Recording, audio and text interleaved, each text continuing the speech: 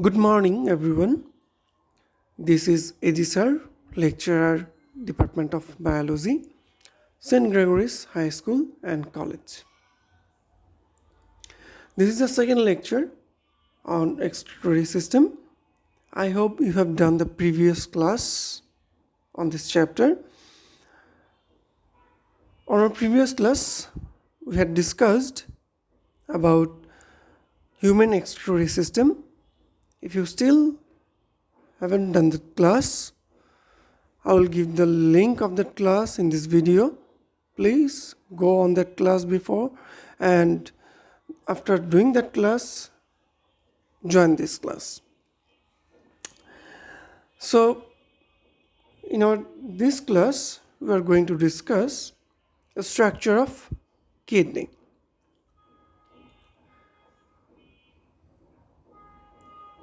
The kidneys are at the back of our abdominal cavity, with one sitting on each side of the spine, means our backbone.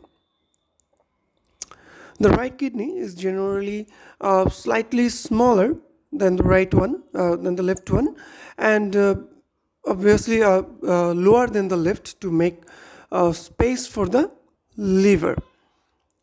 Each kidney weighs 125 to 170 grams in males and 115 to 155 gram in females, and they are about 11 to 14 centimeter in length, 5 to 6 centimeter in wide, and almost 3 to 4 centimeter thick.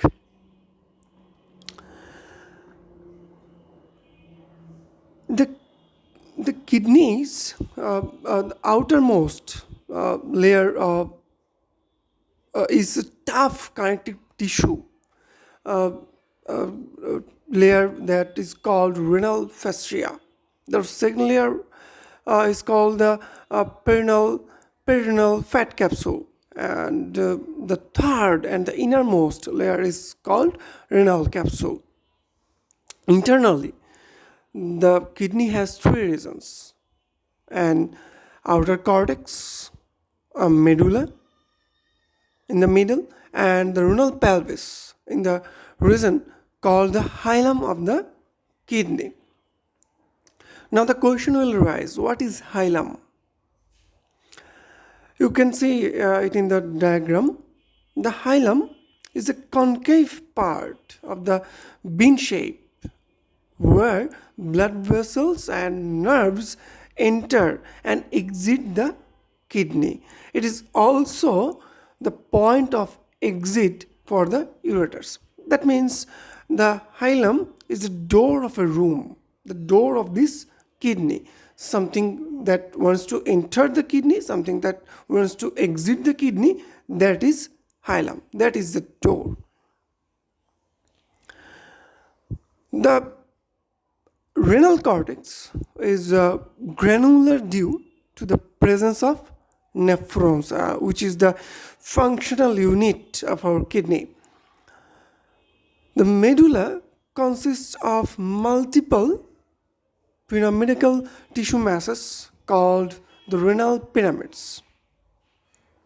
You may see some pyramid-like shapes in the diagram. In between these pyramids, the spaces are called renal columns, through which the blood vessels pass. That means you may see some blood vessels that is passing through these renal columns in the diagram. The tips of the pyramid, called renal papilla, point toward the renal pelvis, the innermost part of the kidney. There are on average almost 8 to 12 renal pyramids in each kidney. The renal pyramids, along with the adjoining cortical region, are called the lobes of the kidney. The renal pelvis leads to the ureter on the outside of the kidney. That means when urine is producing in the nephrons, it comes to the renal pelvis and goes out of the kidney through ureter. On the inside of the kidney, the renal pelvis branches out into 2 or 3 extensions called the major calyx, which further branches into some more branches called minor calyx. The ureters are urine bearing tubes that exit the kidney and empty into the urinary blood that stores the urine. And after that, we all know, after that, there's urine goes out of the body through urethra. So that was the structure of kidney. I hope you have learned something new from this class.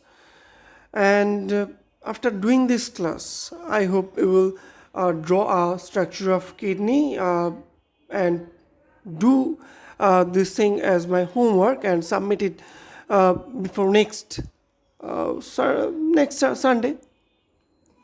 Okay, so I hope you will submit your homework before next Sunday. And please, guys, stay home, try to be safe, and make sure your family members are also safe. If you want to go outside, please wear a mask. And still, I'm asking the same thing again and again. If you are watching this class and still have any confusion or any doubt, ask me in the comment box, or you may ask me in the messenger. Thank you very much. That's it for today.